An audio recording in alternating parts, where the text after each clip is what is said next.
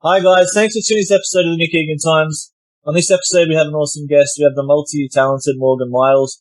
Morgan is a well-known country singer. Morgan is a triple threat vocalist, songwriter and guitarist. Morgan was named the CCMA's 2009 Best Female Artist. Morgan has released her first album, Therapy. Welcome Morgan, the multi-talented Morgan should I say, and thank you for coming on my podcast. Oh, thank you. Thanks for having me. Welcome. How's it all been going over there? How's it been going over here? Yeah. I've actually been touring almost all year. So it's all been so acoustic in different, more rural places of the country. But it's been good to at least get back to playing music. I think people need music more than ever right now to just at least alleviate some of the stress and anxiety that we're all going through. And I think music is one of those ways that still can help unite us and truly hopefully bring us back to some peace. Yeah, for sure. And I guess on a personal and professional level for obviously the music that you do in your life, how is that? Has that had any effect on you? Absolutely. But, my album named Therapy is truly where my heart is. This business is so hard and I've been through so many ups and downs. And the reason I'm still doing it is because of the fact that music is truly healing. And so, no matter what facet I do it, I enjoy helping people through that manner. And now again, more than ever, you have to be strong and reach people. And so many times this year, I've been like the first performer they've seen since of lockdown. And they're like, I just so needed this. And that experience that we're having in that moment, because nothing truly can, and you really see it because we never had this situation before. Nothing can truly replace being together live. Like, yes, we have this technology, which has been great to connect us on a different level, but it does not replace that energy of having a live show. And so it's been really rewarding to seeing how much people really need music. Yeah, 100%. It definitely resonates too with people. Obviously, if doing it tough, you can get it on all kind of levels. So yeah, totally agree. All right, let's just jump straight into it. Tell me about your background. So how it all started, like the journey to obviously where you are now. So I have nobody that's musical in my family, which is always shocking for a lot of people. I'm from Williamsport, Pennsylvania. I started playing piano when I was about 6. And then I didn't like that too much. I can play a little bit still, but, I ended up getting really, really into guitar and, I was 3 hours away from New York City. So at such a young age, I was going back and forth and learning how to write, all that kind of stuff. First songs were terrible. Then I ended up going to Berklee College of Music in Boston. As soon as I get to Berklee, I get some opportunities in Nashville. So I transferred because of something with Sony Records at the time.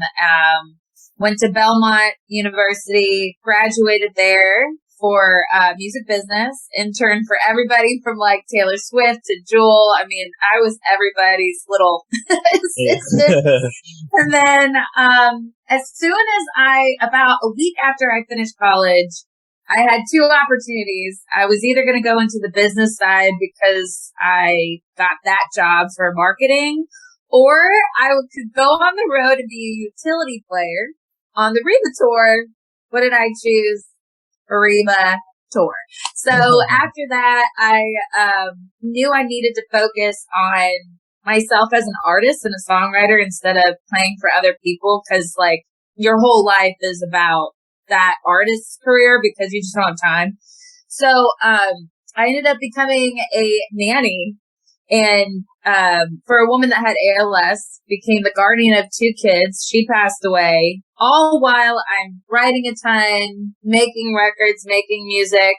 And then about 5 years ago, I was able to do this strictly be on the road, and I signed with a management company, which ended up being a really horrible experience for me. But I wrote the album Therapy, and And honestly, I've been on the road opening for some of the most amazing, huge artists ever. So it's just such a great experience. So yeah, I could probably give you a novel of what I've been through, but my favorite part is truly making music, getting out there, having those experiences and connecting with people. And, that's just why that's truly what keeps me going. I think if you're not in it for that, you will eventually just go, I don't want to do this anymore. That's just not been my experience. So it has been wild.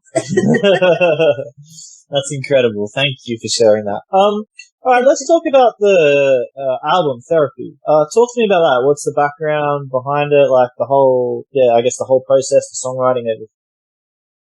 Oh my gosh. So I wrote 70 songs in 5 months before that, just for that record itself.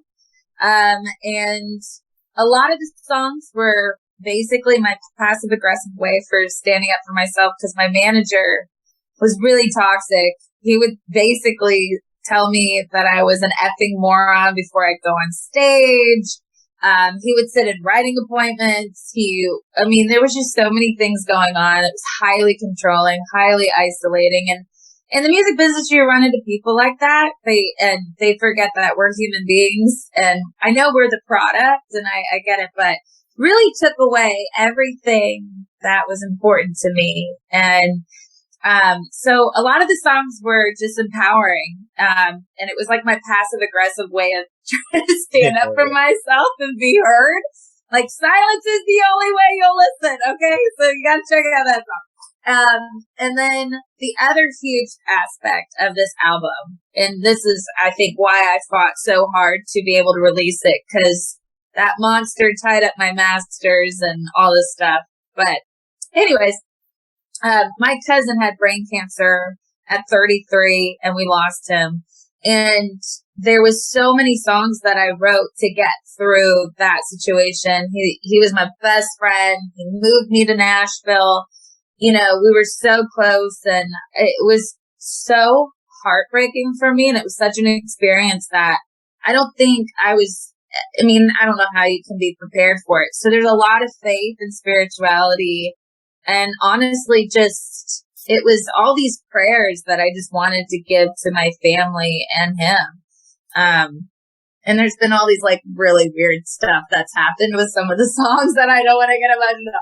But it's like he's telling me he's heard him, because one of the last things he said to me, he didn't want to hear "I Believe," because he's like, I know it's going to be too hard. And there's been some really weird stuff that's happened with that song.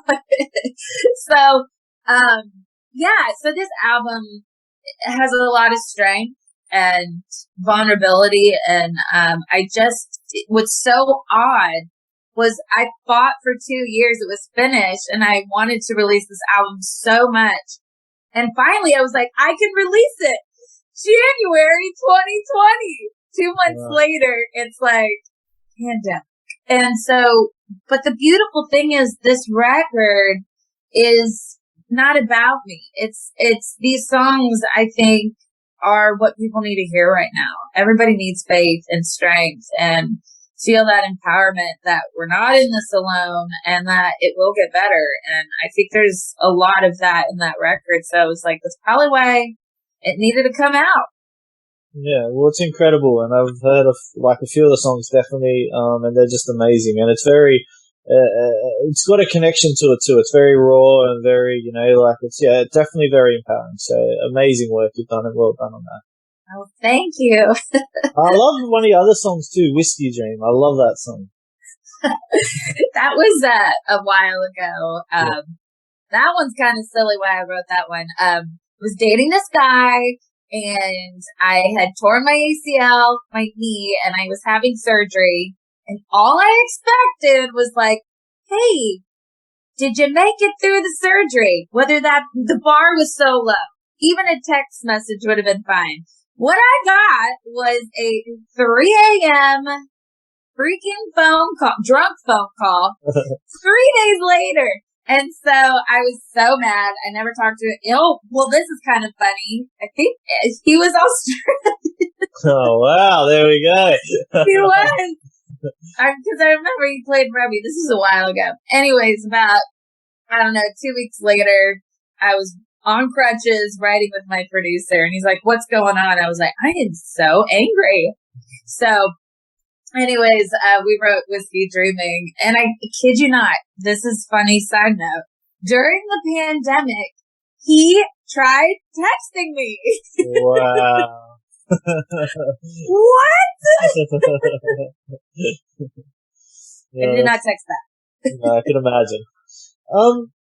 That's what has been, I guess, if you look up to artists previously, what's inspired you? So who did you look up to when you were younger that inspired your music too? So was there any artists?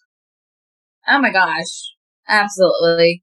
I mean, I think it all started with me being able to sing at such a young age, these huge divas, because the divas of the 90s, I think, are what shaped me, from Mariah to Celine to Whitney, but then to Shania Twain, Trisha Yearwood, and like Bonnie Raitt. So, but the big thing, what happened was, I met my guitar teacher, and he was really, really tough on me because he believed in me.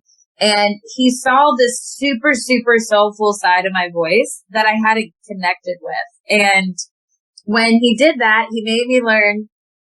I had to be Janis Joplin of Woodstock. And so this production that we did, and he goes, "Oh, no. You have to learn the whole show, all her little tidbits, scats, everything." I was like, "Huh? Has anybody seen her live Woodstock show? It is crazy." But I did. I learned it. And then he had me playing Bonnie Raitt and Susan Tedeschi and Carole King. I got really into Carole King. My favorite full album, top to bottom, is Tapestry, hands down. You can see that on my YouTube. And then I think what happened, just growing, more recent years, I've fallen really in love with classical music and jazz and just really things. So I'm highly influenced on a lot of different things. But as far as people that inspire me, when I met Reba, I was on tour with her for probably a month. One of the kindest, sweetest people on the planet, and she treats everybody with so much respect, and I just admire her so much. Salt of the earth. So, yeah, I mean, there's been a lot of people that inspire you, and there's been a lot of people that I've met that I wished I hadn't had a skewed version of, because you put people on a pedestal and you just want them to be like that image that you have in your life. But I've probably met every country singer there is, really, most of them, just from interning to opening for all these festivals, and you end up meeting quite a few people. So, small town. All right. What's been some of the best advice you've received in your career today? So what's something that's obviously really resonated and stuck out for you that you've learned? This has been a really, really hard lesson for me, but I have to, even today, I was struggling a lot, but I have to remember, I am the CEO of my own company, and just knowing that you are the final decision, and it's okay. People are going to push back. Everybody wants a piece of you in a different way, and you've got to make the call that's best for yourself. And it's easier said than done, because I do know about myself. I am a people pleaser, and I want everyone to be happy. And, sometimes you're not going to make everybody happy. And I think you have to really just know yourself, stick to yourself, and make what best decisions you can for yourself, because otherwise they'll take and take and take. So, I tell a lot of younger artists that are just getting started. I'm like, okay, I have a laundry list of mistakes that I've made, but the biggest thing is you are the CEO of your ship. You got to remember that. All right. Well, you've done amazing. You're an amazing CEO, and you're only getting started, right? Your trajectory is going very high. So you're an amazing I hope human so. being. You are. Yeah, definitely. What else do you do, I guess, away from obviously your busy schedule with the music and everything you're doing there? What do you do in your downtime? What do you have any? What do you like to do aside from the music? So I've honestly struggled with having even a work balance because, I mean, this year I think I've only been home like 10 days. I mean, it really has been a struggle of just balancing that. But I do have to say my favorite things to do, which I had some time during quarantine. I live on a lake with my amazing family, my parents, and we love to water ski. We're keeping a dying sport alive, okay? And, I basically lived in my bathing suit the whole time when it was warm, and I love animals. I love my dog, Teddy. And really just, I don't know, cooking. I got really into cooking over quarantine and just, all that. And then I also, during quarantine, started learning about wine. Just like really, my grandfather was really a big collector of wine. So I've been connecting with a lot of incredible wine experts. And then I also, really love like self-improvement, like learning about just how to better yourselves and deeper faith and inspiration and stuff. And during quarantine, I took a Yale course about the science of happiness, and it was just mind boggling. So, I just love stuff like that because I think self-love is an everyday effort. And I think we don't prioritize that, and I know I don't. So I think it's just something that I enjoy learning about because I'm like, wow, I need to work on that. I want to get that. I think we will always be in a place of trying to get better and better and better, so we can just be happy, And so, yeah, there's some things I like to do.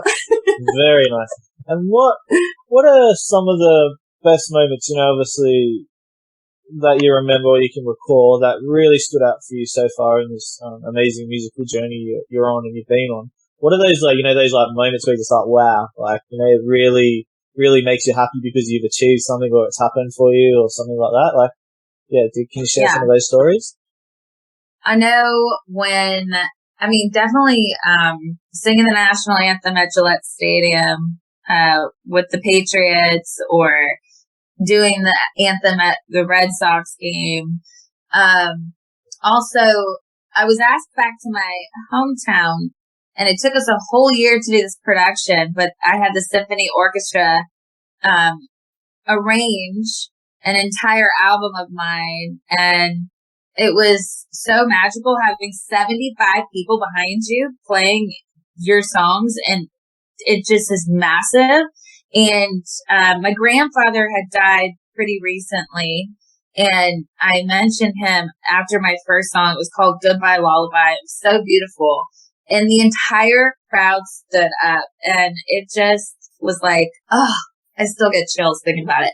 And it's this beautiful Victorian hall that I was never able to play at when I was little. So it was just like, wow, this is a heck of a homecoming. This is how you come back to hometown. Right. So that moment was pretty hard to beat. And then honestly, those moments where, you get a call that a song's getting cut, or the fact that somebody wants to write a song with you that's huge that you admire, or, there's like that side of it, like the songwriter side, which is a whole nother thing. And I love both sides so much. I love that therapy feeling of writing a great song, and you walk out and you're like, okay, that's why I went through that challenging situation so I could write this. And then there's those moments where you're walking out in a crowd and it's just massive, and you're like, this is happening right now. And it's like, but for some reason I get such an amazing high off of it. I'm never nervous.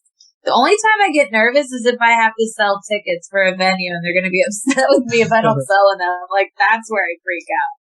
But if there's people there, it's on. Wow. Yeah, you've got that aura and that presence. So definitely 100% can agree and see that. I guess, who's the best people you've collaborated with? Who's people that stood out for you there that you've worked with? As far as like bigger artists? Oh, just generally speaking. Just generally speaking, like playing shows with. Yep. I mean, I used to play, it's a funny story, This is just the one that's coming to mind. I used to play all the time. I don't know if you guys know Drake White. I don't personally know. Oh, well, he's incredible. You should check him out. We used to play every Monday and Tuesday for like a year. He's actually doing a lot of really cool stuff now. I'm trying to think just really cool. I mean, I've opened for everyone. It was really fun opening for Hank Williams Jr. That was totally crazy because his fans are nuts.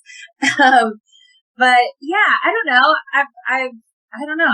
I'm blanking. I mean, Rick Springfield was interesting. I'm about to open for Great White this weekend, which will be not this weekend, but next weekend in Texas. So yeah. Oh, this was probably the really cool one. Cody Johnson's a huge country Texas artist. And recently I was able to sing on his song, Nothing on You.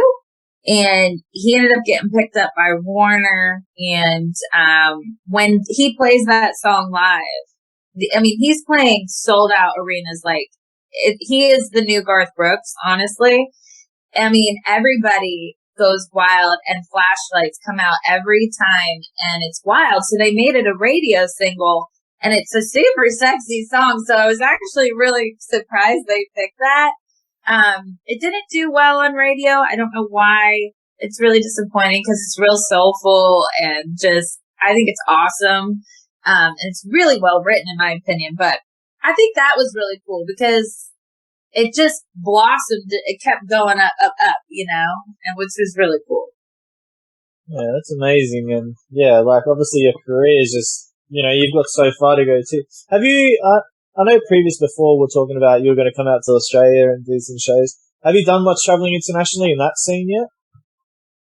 I like as far as playing, I've played the UK several times. But I've traveled to personally, I've traveled to Africa. I did study abroad in India. I've probably been to every state in the United States. And unfortunately in 2020, we were aligned to play a USO tour in Japan. We were supposed to do Australia. We were supposed to do Denmark and 13 cities in the UK again. So unfortunately, we're still waiting for the reschedule of that.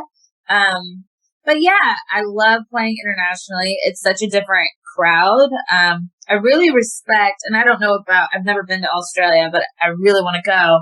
But definitely in Europe, they really, really love original music. America's kind of hit or miss. Like some venues, it's very much about original music. Other venues, they really want songs they know and those cover songs and stuff. So you kind of have to be flexible as an artist at times to appease the crowd. But you go to Europe, they want to know really the storytelling. They love collecting albums and all that. So I don't know if Australia is more on that level. But, yeah, I love traveling. I mean, I really hope, we can get back to that.